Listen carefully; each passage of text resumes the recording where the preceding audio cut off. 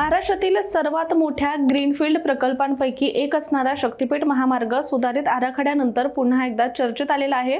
सध्या आपण या महामार्गातील प्रत्येक जिल्ह्याबद्दल सविस्तर माहिती घेण्यासाठी आगळी वेगळी शक्तिपीठ महामार्गाची सिरीज देखील सुरू केली आहे। आतापर्यंत आपण पश्चिम महाराष्ट्र, विदर्भ, मराठवाड्यातील काही जिल्ह्यांची माहिती घेतली आहे आणि आज आपण बोलणार आहोत हिंगोली जिल्ह्यातून जाणाऱ्या शक्तिपीठ महामार्गाबद्दल।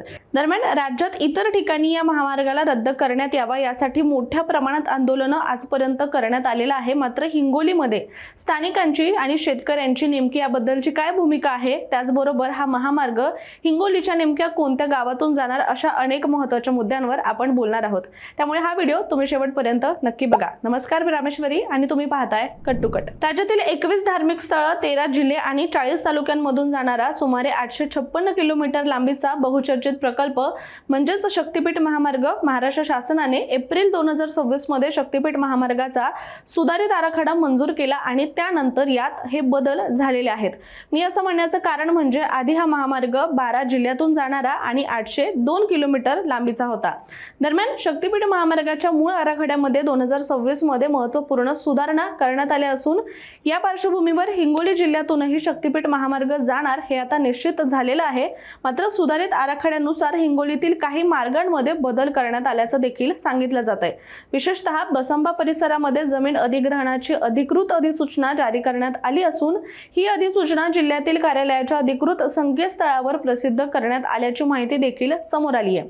आता हा महामार्ग हिंगोली जिल्ह्यातून नेमका कोणत्या गावातून जाणार असा प्रश्न स्थानिकांमध्ये निर्माण झालेला आहे। चला तर मग याबाबतच आता पुढे आपण टप्प्याटप्प्याने बोलून घेऊया। तर शक्तिपीठ महामार्ग हिंगोली जिल्ह्यातील पुढील काही गावांमधून जाणार आहे। तर ती गावं आहेत कळमनुरी तालुक्यातील येळेगाव तुकाराम, घोडा, कामठा, पिंपरी बुद्रुक, डोंगरगाव पूल, गणगाव, कुपटी, सापळी, धारधवंडा, कसबे धावंडा, किल्ले वडगाव, गारलेगाव, पोत्रा, बोल्डा, बोल्डावाडी या 15 गावांचा या शक्तिपीठ महामार्गामध्ये समावेश आहे। तर वसमत तालुक्यातील पांगरा, शिंदे, करंजळा, गुंडा, बोरी सावंत, आडगाव, संगमेश्वर, पिंपळगाव, हजमे, हट्टा या गावांचा यामध्ये समावेश असल्याचं बोललं गेलंय। त्यानंतर पुढचा तालुका आहे औंढा, यातील सनवाडी, राजदरी, लोहरा खुर्द, लोहरा बुद्रुक, सावरखेड, आसोला तर्फ लाख, दारेगाव, नागेशवाडी, पुरंजळ, रंजाळ ही गावं शक्तिपीठ महामार्गामध्ये येणार असं देखील बोललं गेलेलं आहे।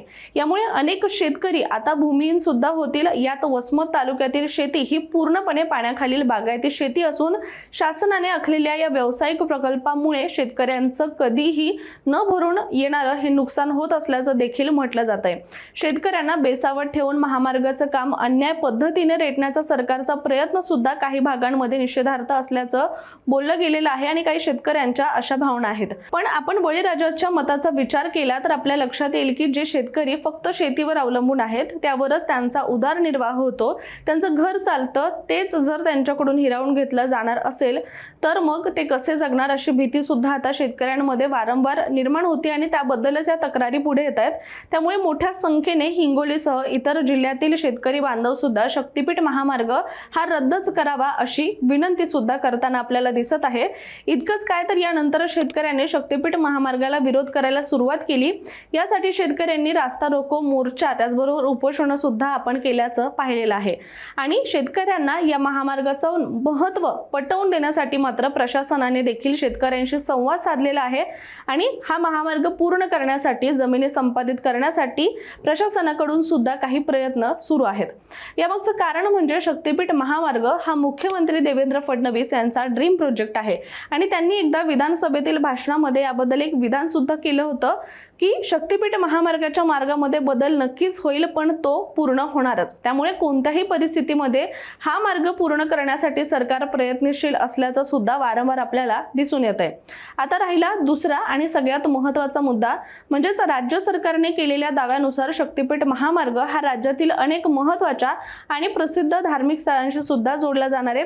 त्यामुळे शक्तिपीठ महामार्ग जर हिंगोली जिल्ह्यातून जात असेल तर याचा सर्वात मोठा फायदा इथल्या प्राचीन औंढा नागनाथ नागनाथ या मंदिराला नक्कीच होऊ शकतो। आपल्या सगळ्यांनाच माहिती आहे की औंढा नागनाथ हे 12 ज्योतिर्लिंगांपैकी 8वं ज्योतिर्लिंग मानलं जातंय। हे मंदिर वर्षभर दर्शनासाठी खुलं असतं, मात्र ऑक्टोबर ते मार्च हा सर्वोत्तम काळ इथे येण्यासाठी किंवा भेट देण्यासाठी मानला जातो आणि या काळामध्ये सर्वाधिक संख्येने भाविक जे आहेत ते या ठिकाणी दर्शनासाठी सुद्धा येत असतात। त्याचबरोबर महाशिवरात्र किंवा श्रावण महिन्यामध्ये सुद्धा इथे मोठ्या प्रमाणात भक्तांची पर्यटकांची संख्या देखील पाहायला मिळते। इतकंच नाही तर इथूनच साधारण 110 किलोमीटर अंतरावर असणारं परळी वैजनाथ हे सुद्धा मंदिर ज्योतिर्लिंगांपैकीच एक असून भाविकांची गर्दी इथे सतत पाहायला मिळते। त्यामुळे शक्तिपीठ महामार्ग जर झाला तर या 2 प्रसिद्ध धार्मिक स्थळांना जाण्यासाठी भाविकांना त्याचबरोबर राज्यातील कानाकोपऱ्यात राहणाऱ्या नागरिकांना सुद्धा इथे पोहोचणं अधिक सोपं आणि सोयीस्कर होईल असा दावा राज्य सरकार वारंवार करत असतं। त्यामुळे हिंगोली जिल्ह्यातील शक्तिपीठ महामार्गाबद्दल दुविधा आपल्याला पाहायला मिळते।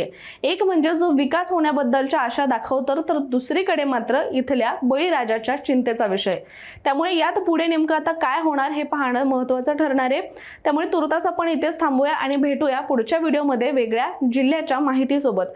आणि हो, तुम्ही जर आतापर्यंत आपल्या चॅनलवरची शक्तिपीठ महामार्गाची सिरीज पाहिली नसेल, इतर जिल्ह्यांचे व्हिडिओ जर पाहिले नसतील तर त्याला सुद्धा नक्की भेट द्या आणि अशाच माहितीपूर्ण व्हिडिओ पाहण्यासाठी सुद्धा कट्टूकटच्या YouTube चॅनलला सबस्क्राइब करायला विसरू नका।